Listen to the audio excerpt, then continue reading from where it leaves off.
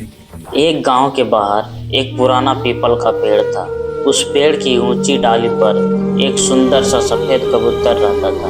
उसके पंख चमकते थे, उड़ान हल्की थी और जब वह उड़ता तो हर कोई उसे देखकर मुस्कुरा उठता था। उसी पेड़ की निचली डाली पर एक काला कौवा रहता था। उसका रंग काला था, आवाज़ कर्कश थी और लोग उसे देखकर अक्सर नजरें फेर लेते थे। कौवा यह सब देखकर मन ही मन दुखी होता था। कौवा बोला, सब लोग तुम्हारी तारीफ क्यों करते हैं? मैं भी तो यहीं रहता हूँ। कबूतर शांति से बोला, दोस्त, सुंदरता रंग में नहीं होती, सुंदरता हमारे काम और व्यवहार में होती है। लेकिन कौवा यह बात समझ नहीं पाया।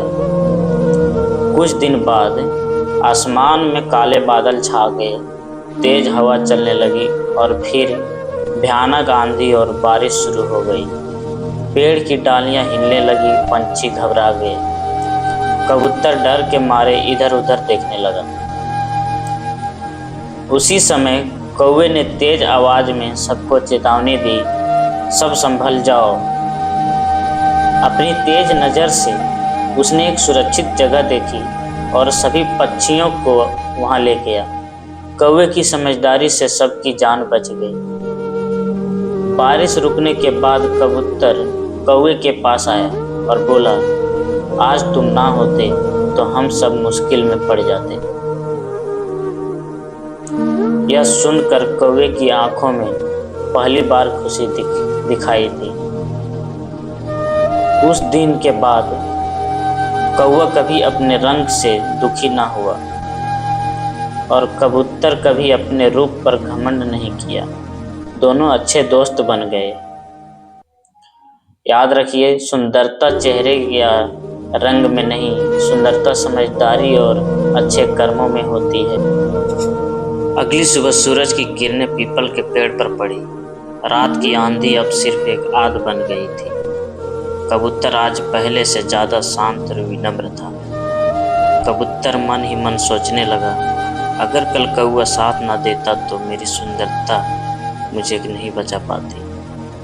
उसे समझ आ गया था कि असली ताकत रूप में नहीं होती, साहस में होती है। उधर कौवा आज अपने काले रंग से शर्मिंदा नहीं था। उसका सिर ऊंचा था और आंखों में आत्मविश्वास था। उसे अब खुद पर भरोसा हो गया था।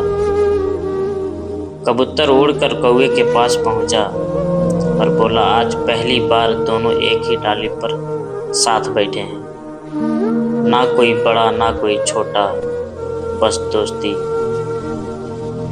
कभी किसी को उसके रंग या रूप से कमजोर मत समझिए, क्योंकि समय आने पर वही सबसे मजबूत साबित होते हैं। सुंदरता दिखावे में नहीं, असली सुंदरता समझदारी और अच्छे कर्मों में होती है।